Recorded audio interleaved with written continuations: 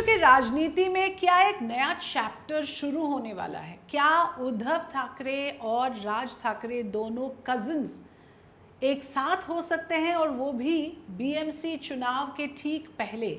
मेरे साथ है रवि किरण जी, जो सीनियर जर्नलिस्ट है फ्री प्रेस जर्नल के। तो मैं जानना चाहूँगी रवि किरण जी, अभी जो चर्चा में है, पहली बात तो ये बताइए, बात शुरू कहाँ से हुई? उद्धव की तरफ से या राज ठाकरे की तरफ से? किसने किसको इशारा किया? राज ठाकरे की तरफ से ये बात शुरू हुई। उन्होंने एक इंटरव्यू दिया था महेश मांजरेकर को। महेश मांजरेकर उनके निजी दोस्त हैं, अच्छे, बहुत ही करीबी दोस्त हैं, और एक जानी मानी हस्ती है फिल्म इंडस्ट्री की। लेकिन उन्होंने एक इंटरव्यू लिया था, तो उस इंटरव्यू में एक सवाल का जवाब देते हुए उन्होंने इस बात को कहा था कि छोटी मोटी चीज़ें होती है तो हम वो दूर रखने के लिए तैयार है, साथ में आने में क्या प्रॉब्लम है, इस टाइप का। एग्जैक्ट वर्डिंग नहीं है, लेकिन इस टाइप का स्टेटमेंट किया। बात वहाँ से शुरू हो गई, और कानो कान, क्योंकि ये न्यूज़ थी बड़ी सबके लिए, तो ये तुरंत शायद उद्धव ठाकरे या उनकी शिवसेना के जो भी बड़े नेता हैं उनके पास पहुंची। तो इंसिडेंटली, संयोगवश, उसी दिन एक प्रोग्राम था, उद्धव ठाकरे वहाँ पे अपना स्पीच देने वाले थे।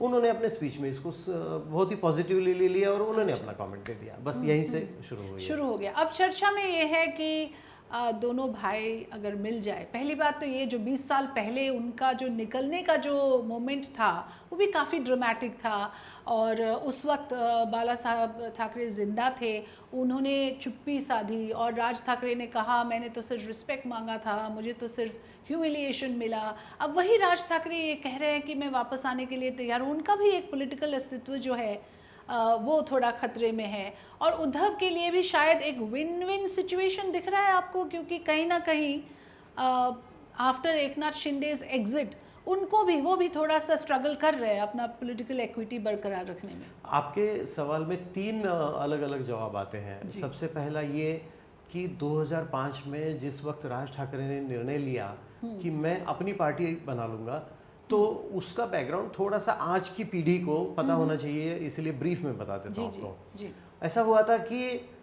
2000 के शुरू से ही बाला साहब अपने उत्तराधिकारी चुन रहे थे, और महाबलेश्वर में पार्टी की बड़ी मीटिंग हुई थी। एक समय ऐसा आ गया कि बाला साहब वहाँ उपस्थित नहीं थे, लेकिन नेताओं ने ऐसा प्रस्ताव सामने लाया कि बाला साहब का उत्तराधिकारी होने के नाते उन्हें बनाने के लिए हमने उद्धव ठाकरे को समर्थन देना है और उनका नाम हमें तय करना है। तो बाला साहब उस वक्त नहीं थे, शायद उनका एब्सेंट रहना भी कुछ कैलकुलेटेड मूव हो सकता है कि उनकी उपस्थिति में उनका बेटा चुना गया, उनका उत्तराधिकारी। तो सबने समर्थन दिया। उस वक्त राज ठाकरे भी थे वहां पर। अच्छा, उन्होंने कुछ एक शब्द भी नहीं कहा।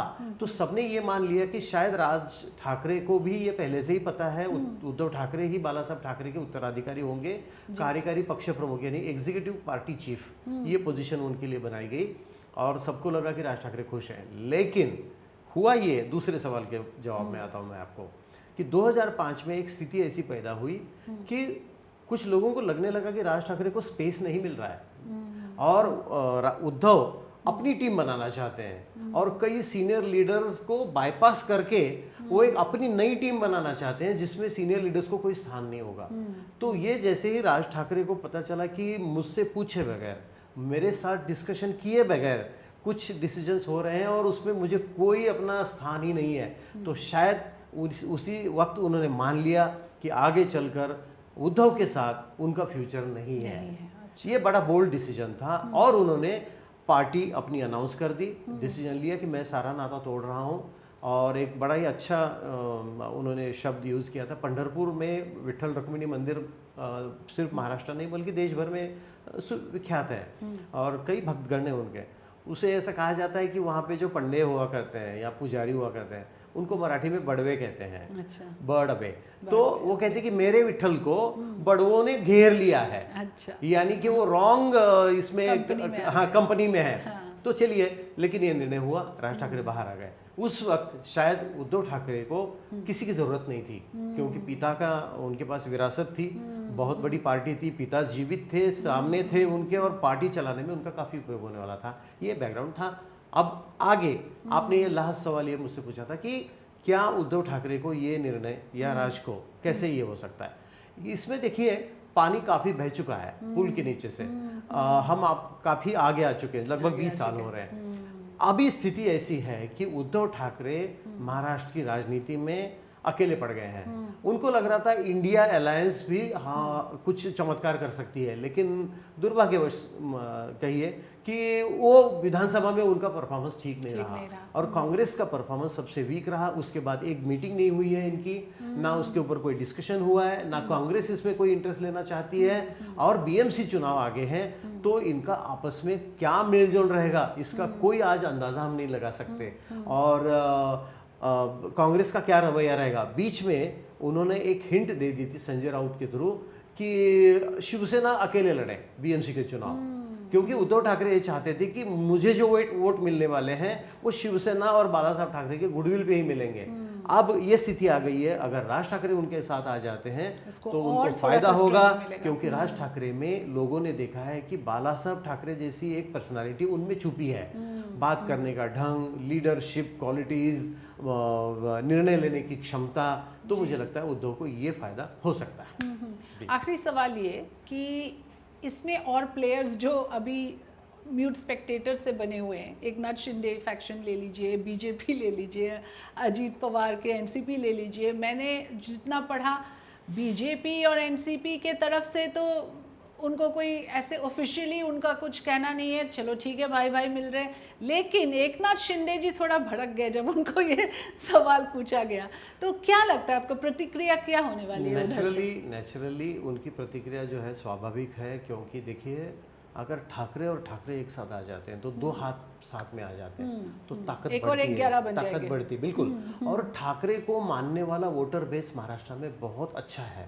ठाकरे ये ब्रांड है महाराष्ट्र में पॉलिटिक्स में, और मुंबई में तो काफी इनको समर्थन मिलता है। अगर दोनों ठाकरे साथ आ जाते हैं तो राज को मानने वाले और उद्धव को मानने वाले, और इनका आपस में झगड़ा वगैरह ऐसा नेताओं में होगा, पब्लिक में नहीं है। और राज ठाकरे हमेशा बोलते भी हैं कि मेरा उनके साथ सिर्फ पॉलिटिकल है, पर्सनल कुछ है नहीं है। और चाहिए सेकंड रैंक में कुछ आपको लगने महसूस हो रहा होगा कि रिएक्शन ऐसी क्यों आ रही है, राज के कुछ लीडर्स हैं, उद्धव के कुछ लीडर्स हैं, ऐसे क्यों बात कर रहे हैं, लेकिन पब्लिक में ओपिनियन नहीं है। पब्लिक को लगता है कि दोनों ठाकरे साथ में आ जाए तो हमारे लिए एक अच्छा मौका है कि ठाकरे मजबूत होनी चाहिए मुंबई में, और जब मुंबई में कोई मजबूती की बात होती है पॉलिटिक्स में, नेचुरली उसका इफेक्ट महाराष्ट्र में हो जाता है। और तो बीएमसी में आपको लगता है कि एक बड़ा असर दिखाएगा दोनों का, अगर सच में मिल जाना होता है?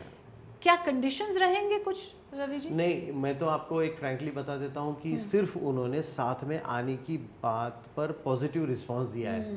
आगे का रास्ता इतना आसान नहीं है क्योंकि राज ठाकरे एक पार्टी चलाते हैं, और मेरे अनुभव से मुझे लगता है कि वो अपनी पार्टी मर्ज तो नहीं करेंगे शिवसेना में। अगर मर्ज करना चाहे तो उनको एक नंबर का स्थान देना पड़ेगा, वो जो उद्धव नहीं चाहेंगे। आगे उनका अलायंस कैसे होगा, सीटों का बंटवारा कैसे होगा, दोनों पार्टी की आइडेंटिटी कैसे बरकरार रखी जाएगी, फिर उनके जो सेकंड रैंक थर्ड रैंक वाले लीडर्स हैं उनको कैसे एकोमोडेट किया जाएगा, उनको क्या मिलेगा बीएमसी चुनाव में जीतने के बाद। ये इनमें स्टैंडिंग कमेटी सबसे क्रुशियल होती है जो मुंबई के सारे करोड़ों रुपयों के प्रोजेक्ट अप्रूव करती है, उसका बंटवारा कैसे होगा उसमें ये तो रास्ता काफी आगे है। ये सब जस्ट एक शुरुआत है, पिक्चर बाकी है एकदम। Thank you so much for joining us, शुक्रिया। तो आगे देखते हैं होता है क्या, हम इस तरह की चर्चा जारी रखेंगे। Thanks for watching, do like, subscribe and follow us on free press journal YouTube.